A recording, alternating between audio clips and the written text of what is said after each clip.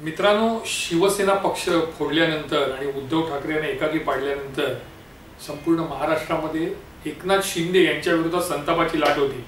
लोकसभेमध्ये त्याचा प्रत्यय देखील एकनाथ शिंदेंना आला।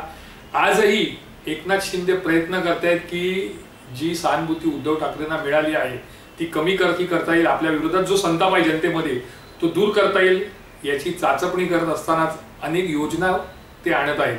लाडकी बहीण असू दे, लाडका भाऊ असू दे, अशा अनेक योजना मुख्यमंत्री आणत आहेत आणि त्याचाच एक पुढचा भाग म्हणून ठाकरे कुटुंबियांचं खच्चीकरण कसं करता येईल, ठाकरे गटाला शिवाय कसा देता येईल यासाठी त्यांनी पुढचं पाऊल उचललंय, ते म्हणजे धर्मवीर पार्ट 2। आनंद दिघे ठाण्यामधले एक मोठं व्यक्तिमत्व, म्हणजे असं म्हणा की ठाण्यामध्ये शिवसेना ज्यांनी रुजवली, शिवसेनेला चांगले दिवस ज्याने आणून दिले, ते नाव म्हणजे धर्मवीर दिवंगत आनंद दिघे।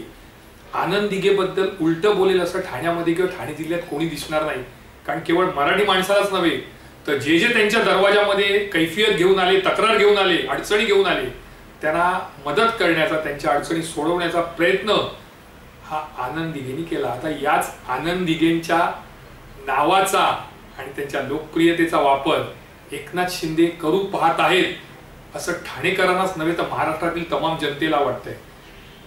पुढच्या महिन्यामध्ये धर्मवीर 2 हा चित्रपट प्रदर्शित होणार आहे। मात्र या चित्रपटाच्या आड म्हणजे असं म्हणा, धर्मवीर ये तो बहाना है ठाकरे फैमिली को बदनाम करने का, ये एक षड्यंत्र है असं अनेक जण म्हणताना दिसतात। त्याला कारण असं आहे, 2 पार्ट आहेत। एकनाथ शिंदे वेगळे झाले, शिवसेनेला त्यांनी तोडलं, त्याच वेळी 1 वर्षानंतर अजितदादा यांनी शरद पवारांची साथ सोडली, पण दोघांमध्ये जमीन आसमानचा फरक आहे। अजितदादाने शरद पवार यांच्यावर कधी खालच्या स्तरावर जाऊन टीका केली नाही, त्यांच्या कुटुंबियांना टार्गेट केलं नाही, किंवा शरद पवार हे किती बदनाम आणि कसे बदनाम होतील याकडे अजितदादांनी कधी लक्ष दिलं नाही। बस त्यांचे 2च आक्षेप होते, एक म्हणजे मला मुख्यमंत्री होऊ दिलं नाही आणि दुसरी गोष्ट म्हणजे आता तुमचं वय झालंय, तुम्ही रिटायर व्हा। मात्र त्या उलट एकनाथ शिंदे म्हणजे एकनाथ शिंदे यांचं भविष्य म्हणा, यांचं राजकीय कारकीर्द जी आहे राजकीय, ती जर कुठे फुलली असेल तर ती ठाकरेंच्या बागेमध्ये, शिवसेनेच्या बागेमध्ये। मात्र त्याच बागेला उद्ध्वस्त करण्याचं काम एकनाथ शिंदे यांनी केलं। आज ते धर्मवीर हा चित्रपट काढतायत, कदाचित या चित्रपटातून ते निश्चितपणे ठाकरेंवर निशाणा साधणार। त्यांचे जे काही नेते मंडळी आहेत त्या चित्रपट प्रदर्शित होण्यापूर्वीच असं सांगतायत की आनंद दिघेंचा मृत्यू कशामुळे झाला, कोणामुळे झाला हे आम्हाला सांगायला भाग पाडू नका। म्हणजे एक प्रकारे ते ठाकरे कुटुंबियांना धमकी देत आहेत। मग ती धमकी कोणाला आहे? उद्धव ठाकरेंना आहे का, की दिवंगत हिंदू हृदय बाळासाहेब ठाकरे ज्यांना आज ते दैवत मानतात, सगळीकडे त्यांच्या फोटोचा वापर करतात, त्यांनाच बदनाम करण्याचं षड्यंत्र शिंदे आणि भाजपने आखलं तर नाही ना? त्याला कारण असं आहे की आनंद दिघे यांचा मृत्यू हा 2002 ला झाला, उद्धव ठाकरे कार्याध्यक्ष 2003 ला झाले। म्हणजे ज्यावेळी आनंद दिघेंचं प्रस्थ चांगलं होतं त्यावेळी हिंदू हृदय सम्राट बाळासाहेब ठाकरे हे शिवसेना प्रमुख होते। आता प्रश्न असा राहिला की त्यांच्या मृत्यूला कारण कोण आहे किंवा कारणीभूत कोण आहे, कोणतं कारण आहे?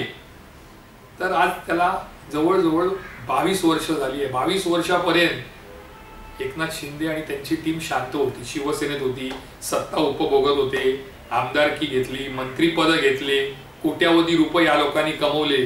त्यावेळी त्यांना आपल्या गुरुवर झालेला अन्याय आठवला नाही आणि आता विधानसभेच्या निवडणुका येत आहेत तोंडावर आणि त्यातच संपूर्ण महाराष्ट्राच्या जनतेमध्ये जी इमेज खराब झाली आहे ती इमेज सुधारण्याचा प्रयत्न करताना आपण किती हिंदुत्ववादी कट्टर आहोत आणि तकलादू हिंदुत्ववादी उद्धव ठाकरे कसे आहेत, ठाकरे गट कसा आहे हा सांगण्याचा केविलवाणी प्रयत्न हा शिंदेकडनं सुरू आहे। आणि म्हणूनच आता हा चित्रपटाचा एक ट्रेलर आहे, चित्रपटाच्या ट्रेलर मध्ये ते असं म्हणतात की उद्या मी जरी हिंदुत्वाच्या आणि तुझ्या आड आलो तर तू मला दूर कर, पण हिंदुत्वाला दूर करू नको असं आनंद दिघे एकनाथ शिंदेना सांगतायत। मला असं वाटतं की ही कल्पित गोष्ट आहे।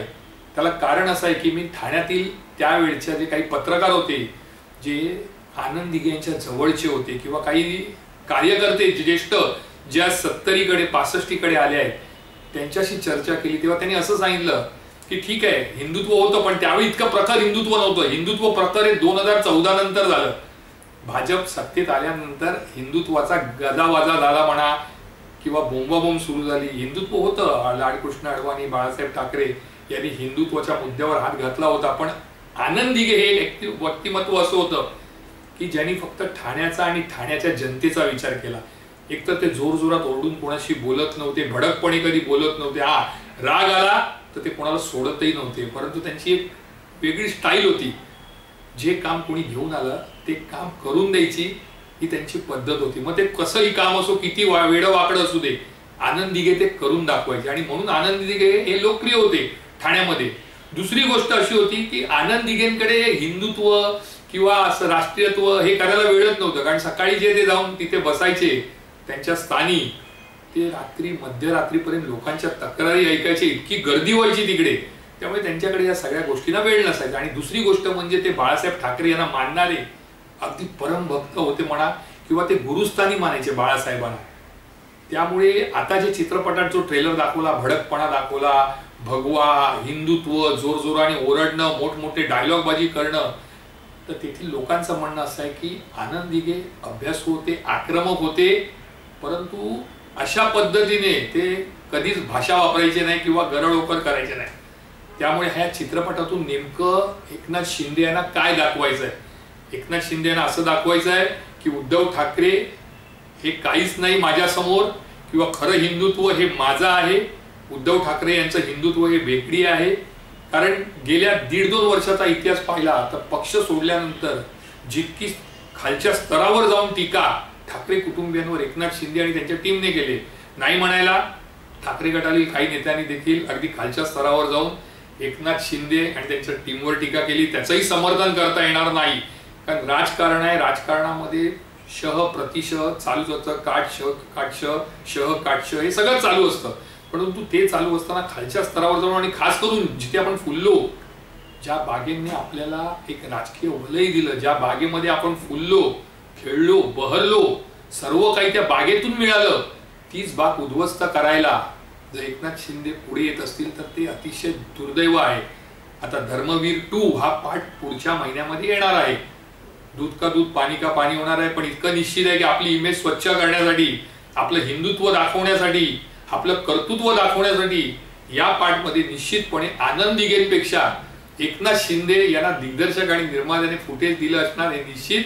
आणि ते फुटेज देताना ठाकरे गटाचं खच्चीकरण कसं करता येईल, ठाकरे कुटुंबियांना म्हणा किंवा शिवसेनेला या चित्रपटाच्या माध्यमातून बदनाम कसं करता येईल याचा नक्कीच विचार एकनाथ शिंदे, त्यांची टीम, दिग्दर्शक आणि निर्माते यांनी केला असणार. आता चित्रपट आल्यानंतर नेमकं काय ते कळेल की हा चित्रपट काढण्यामागचा उद्देश काय. पार्ट 1 झाला, पार्ट 2 झाला आणि कदाचित या चित्रपटाला यश मिळालं आणि ठाकरे कुटुंबियांची किंवा शिवसेनेची बदनामी करण्यात जर शिंदे यशस्वी झाले तर कदाचित पार्ट 3 देखील येईल. मी अमित जोशी, आज एवढंच. पुन्हा येणाऱ्या रविवारी एखादा नवा विषय घेऊन तुमच्या समोर येईन. तोपर्यंत तुमची रजा घेतो. जय हिंद, जय महाराष्ट्र.